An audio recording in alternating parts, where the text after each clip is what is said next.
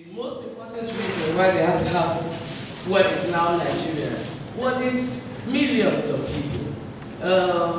They needed Manchester.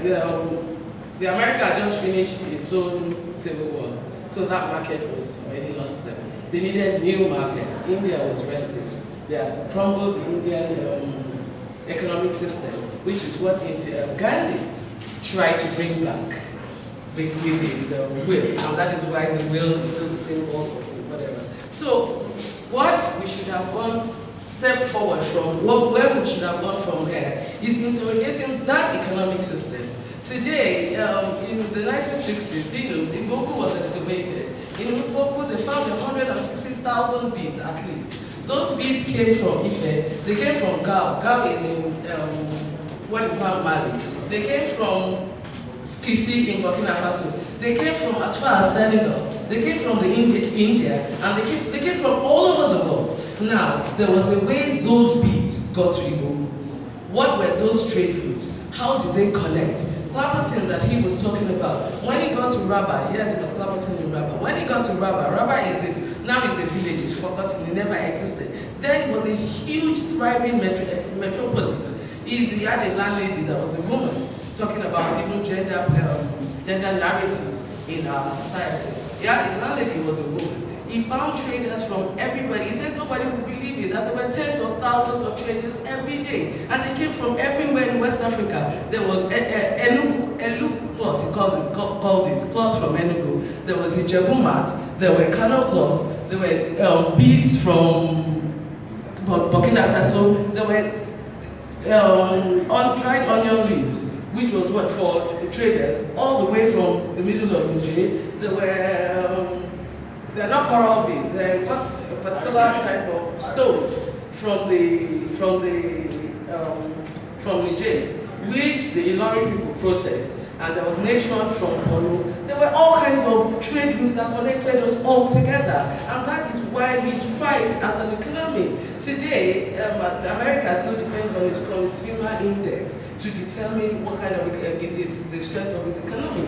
What is not important to us is how much crude oil we sell or how much palm oil we sell to this, whatever. Even the slave trade, everybody assumes that the slave trade was, first of all, the slave trade was actually very, very, very, what's that English word? When it is not so important to the West African economy. Insignificant, because it was only a very tiny little strip of land that he occupied, and it only affected in the late 18th century. That was 200 years after the slave trade had started in their home. What was his name? Johnson, somebody went from down Abu inland. After 100 kilometers inland, he found nothing of European manufacture. So the trade did not even extend to that, whatever. So it did not involve, it was only in the 19th century that the vast majority of West Africa was actually involved in that trade. And there was a thriving economy without that trade. That's number one. Number two, even the slave trade is the name, it's what we have been told to see. Because it wasn't only human beings that were taken away. Those human beings had to eat on that journey. So they were, in fact, one of the captains was told that he had to buy 20,000 yams for each journey. Otherwise, there would be starvation there. So ships were still slow, so it probably take like some 6 months to get to the Americas. So if he didn't take enough food, his slaves would die and he would lose money. So it was somebody that was supplying 20,000 yams per ship. There was palm oil, which cooked yam. Beans was the favorite food that they had to give the slaves. The slaves refused to eat, the human cargo refused to eat whatever they were not used to. So there were people that were producing the agricultural revolution we're talking about. They fed those 20 million, 40 million people that were taken away from here. And they fed them effectively for 400 years. And so that economy existed. Now, those I think, that is the economic history I think we should be investigating and writing about.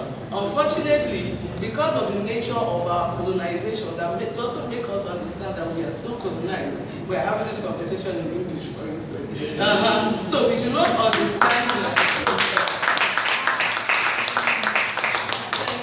So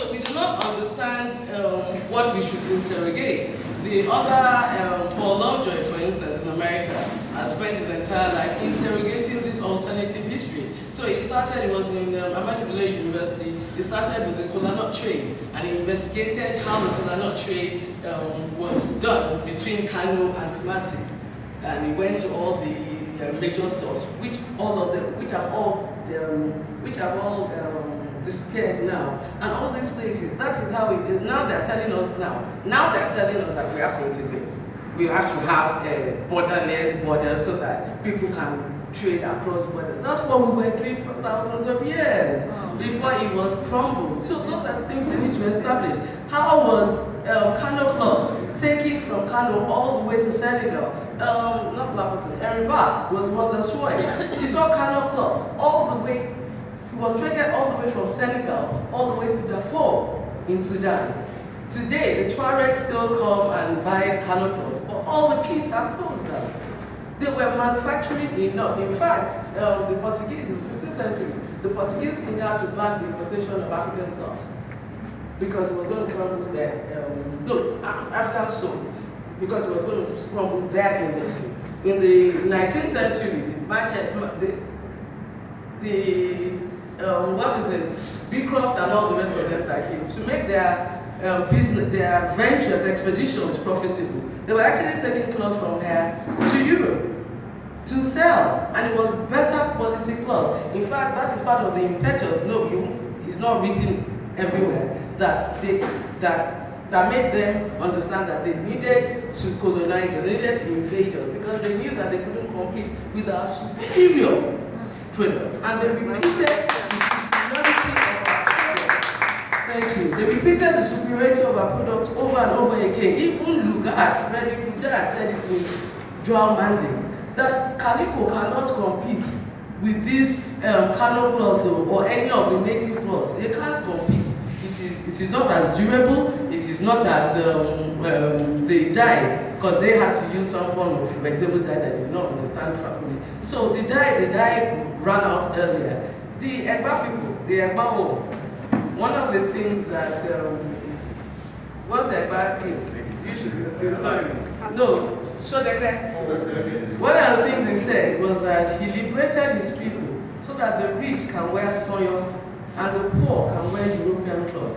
European cloth was the cheap quality cloth that everybody celebrated. So it was actually the wrong narrative that they came to come and that their technology was superior to us. No, their violence was superior to ours.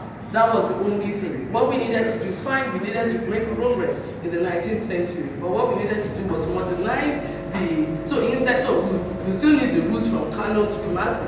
All we needed to do was build proper roads, for instance.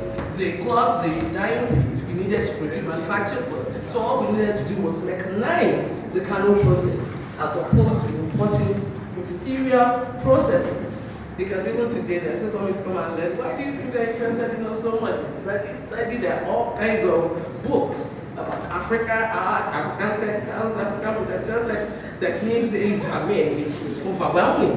Because they know that this is superior technology. So they need to bring it, we need to modernize it, but we didn't need to throw it away. And it is because we are thrown away that economic system. That is why we are trying to wear somebody else's clothes. No, it's not going to fit.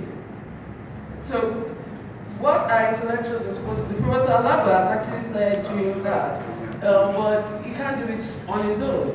He's actually started investigating the trade in the Niger Delta. The Niger Delta, the vast majority of them actually were not involved in the slave trade. They actually isolated themselves on islands so that to make sure that they don't get involved in the slave trade. And they used to produce salt, they used to export fish. Their fish used to go all the way to Kano. They used to reach, the Raba is like near where Kanji is today.